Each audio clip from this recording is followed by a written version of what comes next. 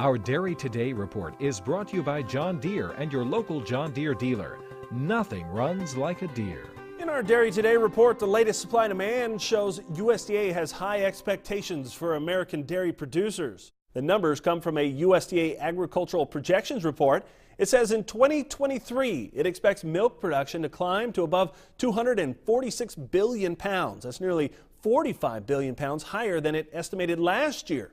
Now, the report thinks that milk cow numbers will climb through 2017 due to supportive prices and lower feed costs. It also increased milk per cow outputs. The increase in production should be supported by higher dairy exports. Farm Director Al Pell joins us from the Agribusiness Desk with more on the current market situation for dairy producers. Al?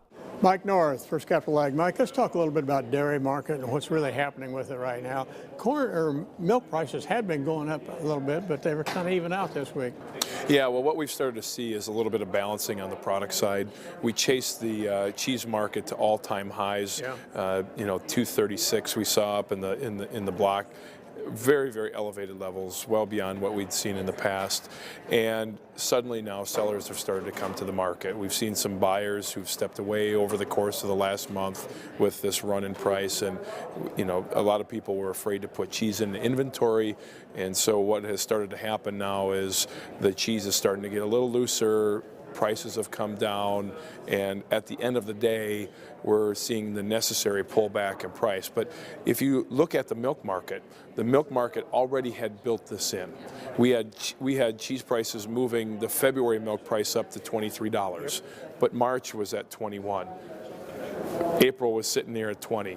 May was sitting here at $19. And so the market had already built a break in cheese price into its pricing and expected that fully to happen. All that we've done is accommodate what the market had expected. It was just inevitable. And so prices as we go forward are going to be more fluctuant as we start to assess where the demand is at and what its comfort spot is. But it'll be largely in the first few months of the year as we work our way towards summer. And as we talk about price, if I'm a producer, that's where I'm going to be first addressing my risk, because as we try to find their comfort zone, that being the cheese buyers, there's still room for this market to drop. And if we see months like March that are at $21 drop back to 19, that's a lot of profit left on the table, and that's where I want to make sure I'm addressing the marketplace. So protect yourself. Absolutely. Mike North, First Capital Ag, our guest on Ag Day. Back tomorrow in a moment.